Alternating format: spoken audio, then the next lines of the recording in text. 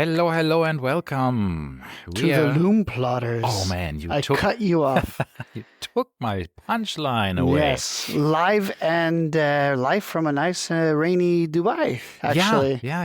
Very We're surprising. actually happy that we made it here. Mhm. We are probably the only media people Currently at here. the event. Currently, it's the second day. We had torrential rainfalls in the night, so the sessions of Dubai Watch Week for Friday have been suspended for now. The guys here at Dubai Watch Week are doing their utmost. They are doing a lot. I mean, there's hundreds of people trying to clean up and make sure that it is safe to go here. It's no longer raining, we should say, right? Yeah. So I think that it's just a matter of kind of mopping up the puddles, and everything should be back and going just soon. making sure that everything is safe, because some of the marble and all of the stuff is I've been slippery. walking in, and I nearly ate it 15 times with my leather-soled shoes, which were a terrible choice. But nonetheless, I left Elaine, which is about an hour and a half away. It was nice, bright, sunny, no issues. And then when I got into Dubai, about halfway through, it started pouring rain. And but luckily made it safe, and I'm happy to be here. It's my first day. I wasn't here yesterday. Ralph was. Yeah. So Ralph will walk us through a little bit of what he experienced yesterday. Yeah. So I'll get through this, but again, it's like everybody you see, there's hundreds of people are trying to make sure that we can continue with Dubai Watch Week as soon as possible. So that's really, really great to see of how much effort everybody takes to get everything in the event back on track, right? Yes. With this unforeseen weather. Now, let me go through my notes of what I had yesterday. So first of all, I think the most surprising thing I had was that it was just so busy. The last 2 years ago, I went to this event on a Thursday morning, and I was literally the only person there at about 9:45. It opens at around 10, so I was there at 9:45, 10. I was the only person in the show, and Edward Melan from Moser, the CEO of Moser, was the only person on the stand. So we were basically literally the only people at this event in the mornings. And so we got chatting. It was really nice. This time I was there even earlier because I wanted to prepare things for the recordings, for the interviews and all of this stuff. And the event was packed. There was already hundreds of people here running around, right? And it was just insane because officially it only opens at 10. It was just completely busy, and I couldn't believe it. And then during the day, I have never seen Dubai Watch Week so busy, not even on the weekends. And I thought, wow, this is amazing. So all of these, let's say, advertisement we made, right, in our podcast and everywhere else. Apparently, they're doing radio advertisements as well. Yeah, and they're really trying to get beyond the scope of the normal people. Absolutely. Not only here not only internationally, it has gotten such a big following. I mean, we know how many people, probably 10, 15 people we know personally who actually flew in for this event. It's just incredible.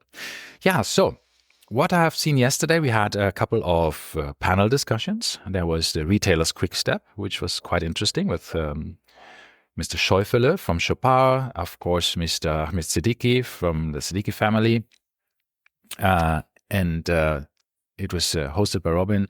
It was a really, really good discussion. Patrick Chaloup was also there from the Chaloup Group, all luxury retailers, and they had a very interesting discussion about waiting lists, wish lists. Is this luxury that you have to I watched a clip of this as well, and he was saying the waiting list is not going anywhere. It's getting shorter.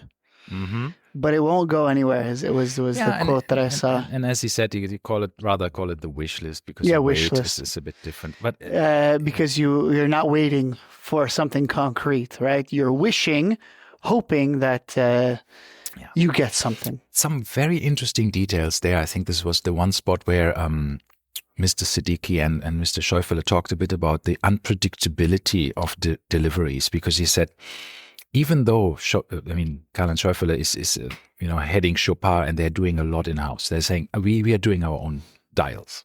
We have a dial factory. Ferdinand Berthoud is also part of the Chopard group. So they're saying, we do a lot of things in-house. And still, we cannot promise you a specific delivery date because sometimes we produce a set of 150 dials. They go through 50 to 100 steps until they're done.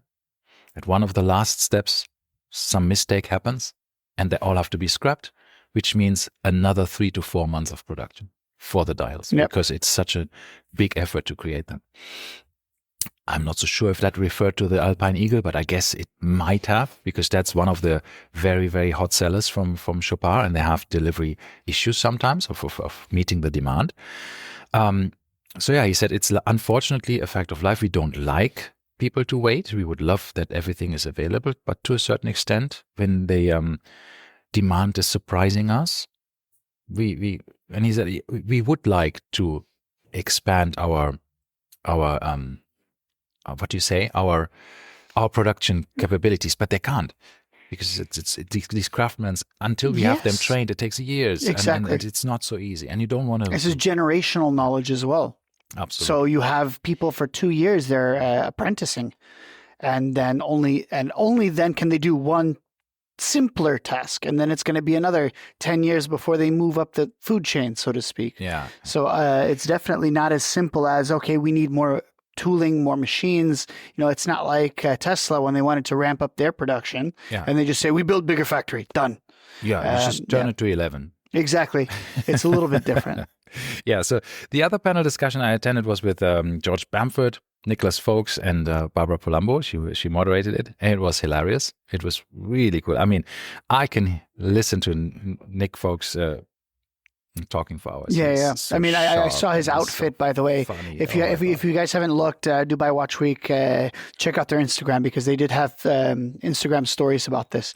And Nick Folks is an impeccably dressed gentleman, and he was wearing once again this fantastic looking beige suit, oversized as his signature look is. They talked quite a lot about their tailors and their suits in this episode. Although George Bamford was wearing tennis shoes, he apparently has tennis shoes. Single seersucker, blue and pink suit or something. Yeah, it was interesting. Yeah, but he had his Nike. I think they were Air Force Ones on, if I'm not mistaken, because Waco was wearing the Tiffany blue Air Force Ones. Really? I did not see that. No.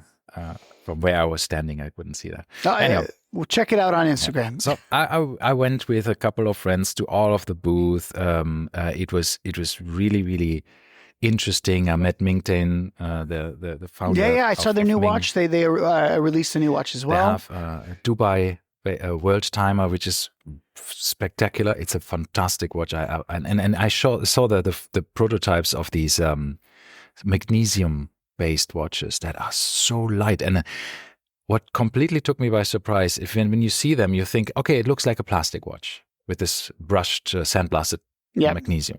But you touch it and it's cold. But it's light as plastic, but it's cold as metal. It's a weirdest like cognitive dissonance. Yeah. So it's like you just feel it and think, oh, that's odd. So really cool stuff. So I had a nice chat with him and with I think Christine or Catherine. I forgot what her name is on the stand. Lovely people there from Ming. Spoke with the Moser brothers. As always, they are always available for chat and super nice people. Rexep Rexepi was there. We saw Jean Arnaud, which we will have a meeting with Rexep. Yes, we will. We will later have an on this week. Jean Arnaud was here. Also very nice to see. He did a fantastic job with Louis Vuitton watchmaking and cutting down the production. I mean, I still can't get beyond the fact that this guy is he looks 20. I don't know actually how old he is, but the fact that the CEO of Louis Vuitton watches is such a young guy, it just shows you that they're really taking things seriously. They do want to make a change. They don't want to make your traditional quartz tambours anymore. They have made a massive move, and I think appointing him as the CEO is a very, very big step. And he takes his time. He knows that building Louis Vuitton as a really serious watch brand. I mean, they have done fantastic stuff before, but now he cut down on all of these more fashion-oriented watches, the tambour quartz watches and other things. And the new tambour, we will have to go and see it. It is stunning. The one in that person. they just came out with a collaboration with the Russia B as well, right? That's also there. With Akrivia, I or think. no, I think he said it was the last Akrivia logoed watch ever. So on a dinner, a friend of mine not a dinner, a coffee with him. He had a coffee with him and a couple of other people from the Arab Watch Club. So he apparently has the only watch one with him. The one that is supposed to go to Only Watch. Yeah, we'll see what happens. The story is they might disassemble it. Ooh. They're not yet sure if they're giving it for a different charity. They could just give it to me. Yes, I know. Or they might just, take it apart. And I don't know. If I feel if it was me, I would say, you know what? I'm going to wear it. It's just absolutely insane. Anyhow, so I saw these guys, all the GPHG winners, the watches are exhibited as well. Okay, so they did this last time as well. I remember. Really cool to see. Of course, I bumped into Jean-Claude Biver, Kari Voutilainen, Pierre Biver. I saw him already.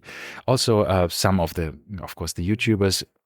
George Bamford is on the panel, so we saw also, of course, Andrew from Time and Tide and Adrian Barker. So the About Effing All Time. three of them are here. Okay, he's rummaging around and stirring things up here, which is great to see. I saw CQ. I had a nice chat with him. Formerly Watchbox, now he works for David SW. It's based in Miami. Lovely guy. Always nice to have a chat with him.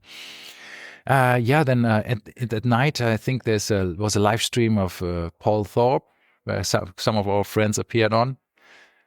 He did a live stream from here. Tim Wright is here as well. Yeah, so there's a couple of people here from the watch community on YouTube that is some doing a lot of stuff. Of course, Waco, we've seen them a few times. Then I've been to the Breitling event. It's a really cool event in the evening. It was a dinner. We had the launch of the new Avenger collection. I saw. Yeah. I was, let's just say, unimpressed. With the Avenger? Yeah, it just came out and I'm like, it looks like the old one. But these are watches you have to see in person. They are actually really, really nice. I believe they were nice, but there's nothing. We don't have a launch dinner for something that looks exactly like the previous one. I do agree that it's very similar, but sometimes I think good things don't have to change much. But there was a bit of but Breitling is not one of those companies. You know what I mean? I feel like, yes, if you say the Submariner doesn't change, yeah, it doesn't have to. But Breitling is kind of been going down and down into the toilets.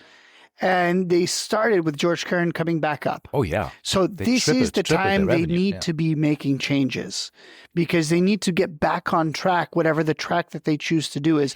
Because if you remember when they took this detour, they said they were going to target their Asian market, make smaller watches, et cetera, and they totally redid their entire mentality. Yeah. And it was not a good position for them. See, what I thought, I mean, there's one thing that they have done. They have like the four pillars, right? They have Air, Land, Sea, and they have the generalist watches there. So that's a good way of streamlining it. I mean, they cut down on a lot of these sales SKUs, right? The initial, the amount of watches that they have, the variations of it and stuff. So that's a good thing. We still have in the Avenger and the automatic Avenger, the 42 millimeter version, we still have the SW200 movement or the ETA 2824, which is a movement that I have in my own Breitling from 25 years ago. It's still the same movement. I think we will see soon an in-house movement there for the normal 300s as well. That offers a bit more power reserve and all of stuff. So I think that's what we will see. But a bit of pushback. While everybody generally liked the release, I think there was a bit of pushback for the missing wings, the winged logo. Yes, yeah, just the singular B on their pilot's watches, right? Anyhow, so it looks odd. Yeah. And I remember when George Kern, I was at the talk, Dubai Watch Week a couple of years ago when George Kern mentioned the dropping of the B or the wings for the B. And they were saying specifically, oh, well, we are beyond just, this is when they introduced Air, Land, Sea nonsense, right?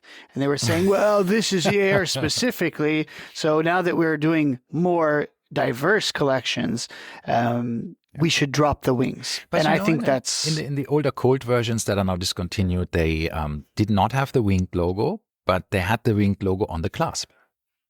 So that's interesting. So on my Super Ocean, which is not a pilot watch, you have I the wings. have wings everywhere. Exactly. Which it's the same thing with Tudor when they use like the rose logo in some places and the shield logo, and in the modern Tudors they're using both on the black base, and I'm just thinking to myself, please be consistent. On the crown, right? Yeah. Anyhow, so that's. By the way, what are you wearing today? Oh, I am. We have a meeting with the Grand Seiko people today, so I'm wearing my Grand Seiko SBGM 221 GMT. That's on a hairy strap. Hashtag hairy strap. I started this on Instagram. Check it out. I'm the only one that's posted once on this hashtag. Hashtag hairy strap. Hairy strap. So yeah, it's not as disgusting as you might think it is. A hairy strap. It is a longer suede. We'll put it this way. It's a suede strap, but there's short suede, long suede. It's raw leather. I have a copper brush that I'm using to brush it out there or brass copper. I don't know what it is. Yeah. One of those suede brushes, and then it really makes it hairier. So, but and you're wearing what? I'm wearing my 1973 Seamaster, Omega Seamaster. I thought it was a Zenith. It looked like a Zenith firm. It's a Seamaster with a 7. Is it?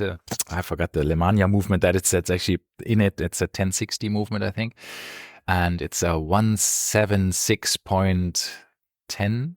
I don't know the Omega reference numbers. I'm so bad at reference numbers, and that's one of the things that everybody's really bad at. kills me all the time with Grand Seiko. I know the ones I know. Do I have an SBGH, SBGE, SBGA? I don't know.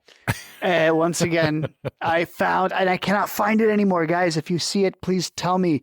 There was a list somewhere that told you the letters and what they all meant. So S was one of the factories or whatever, and then one of them was a movement, one of them was the type of watch it was, the collection, and so forth. And it was very simple at that point to figure out exactly what your SBGM meant. But I lost this link. I can no longer find the picture. I really need to have this as well because I'm super lost with that. But at the moment, I don't have any Grand Seiko, I realized. Yes, which is it's embarrassing. How embarrassing for you. Especially after I had quite a few in my life, and now I have only Seikos. Only Seikos. But that's okay. I brought my Seiko for later for the interview, so we can charm our friend from Grand Seiko. Exactly. I could have brought my other one.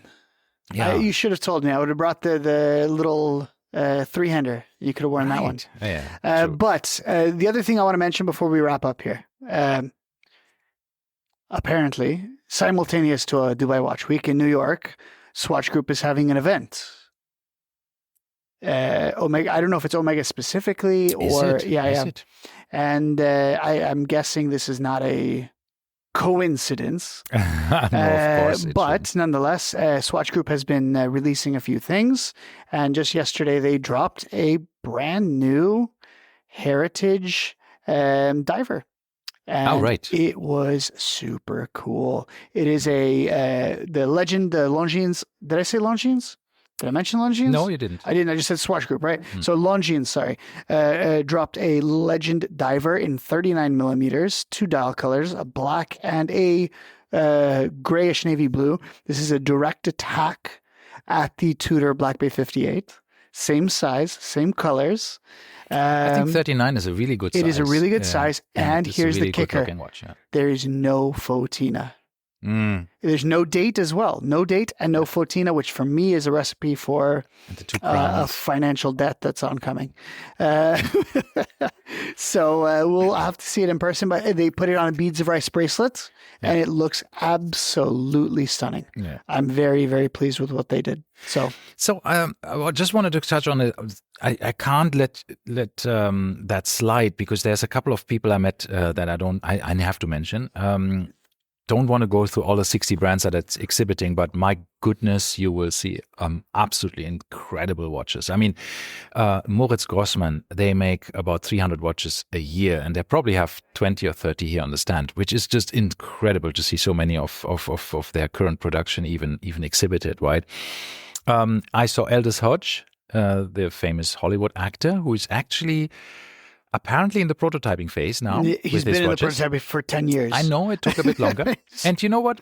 I saw him and his friend. And his friend was there double wristing, had two watches on. And he was wearing no watch at all. And I said, Aldous, what are you doing, right? How can you have no Be at a- watch yeah, on your at a wrist? watch fair. You are, you're having your own watch brand now. And he said, yeah, exactly because of that. He said, I'm not wearing any watch until I launch my own. And that's when I'm wearing watches again. And I thought, yeah, good. That's a good reason. I had a quick chat with Davide Cerato from Bremont, CEO of Bremont. We talked about Black Bay. He basically invented the modern Black Bay for Tudor when he was heading the watch area for Tudor there, the design area. And lovely person to chat to. And he told me that he is, because I said, well, I think the most iconic watch for Bremont is actually the Martin Baker. That's what I personally think. If you put a gun to my head, what is this brand about? It's the Martin Baker. So I asked him, will there be a reissue of this Martin Baker watch? And he said, are you asking me when or if? And gave me that smile. So I thought, okay, that's a great hint. Yeah, there we go. And yeah, they are doing a bit of similar things. They are also categorizing their watches, streamlining their offerings, so air, land, and sea. There will be a new launch at Watches and Wonders in April of a new line that is absolutely brand new. It will be a field watch. Ooh. That's all I know and all I can reveal. Well, let me just put it this way. British field watch. If they do anything similar to a CWC, yeah, that and would then be with cool. the Bremont quality, I mean, you can say a lot about basically Bremont, a CWC that cases isn't, are fantastic. a cheap $200 quartz watch. Yes, That would be unbelievable. So, yeah. So let's see. I think his taste is very, very good. So we'll see what he the comes up guy with. designed the Black Bay and The entire line, that's it was ridiculous. crazy of what he did there. So, all right. So we will get back to you guys, by the way, for day 2, maybe tomorrow morning or maybe tonight, depending on what we see or do. But we'll try to be getting these episodes out at least within 12 small hours summary of what happened. Of the day ending. Correct. And then we will have certain interviews coming probably after the Watch Week ended, because then we have to do a bit of editing and all of the stuff. But the summaries will come definitely on a daily basis then. So you will see a bit more in a couple of hours from us. Thank you very much. All right. See you guys. See you. Bye-bye.